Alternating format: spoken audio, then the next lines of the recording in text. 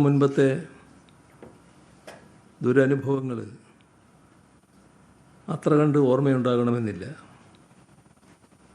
സമസ്ത മേഖലകളിലും ആ ഘട്ടത്തിൽ മുരടിപ്പിൻ്റെ കാഴ്ചയായിരുന്നു. സമ്പൂർണ്ണ തകർച്ചയാണ് UDF കേരളത്തിന് സമ്മാനിച്ചിരുന്നത്. നിയമന മരവിപ്പ്, പൊതുമേഖലയുടെ തകർച്ച, പൊതുവിദ്യാഭ്യാസ സ്ഥാപനങ്ങളുടെ അടച്ചുപൂട്ടൽ,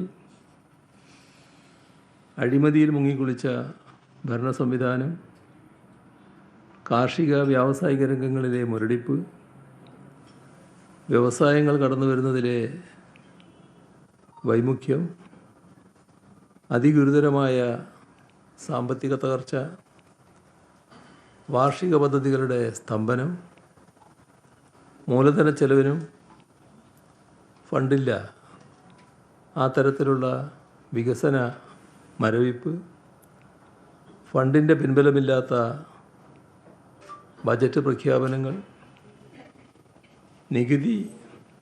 നികുതിയേതര വരുമാനങ്ങൾ ഉയർത്താൻ ഭരണ നടപടിയില്ലാത്ത അവസ്ഥ, ഇങ്ങനെ പോവുകയായിരുന്നു അക്കാലത്തെ കാര്യങ്ങൾ.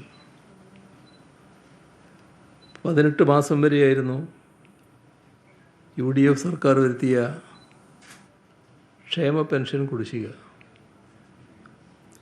ആരോഗ്യരംഗം അന്നാണ് വെന്റിലേറ്ററായത്.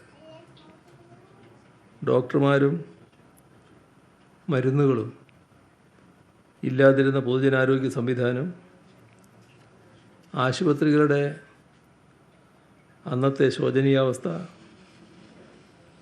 അത്ര പെട്ടെന്നൊന്നും ആർക്കും മറക്കാൻ പറ്റുന്നതല്ല. വിദ്യാർത്ഥികൾ കൂട്ടത്തോടെ പൊതുവിദ്യാലയങ്ങളിൽ നിന്നും കൊഴിഞ്ഞുപോയി.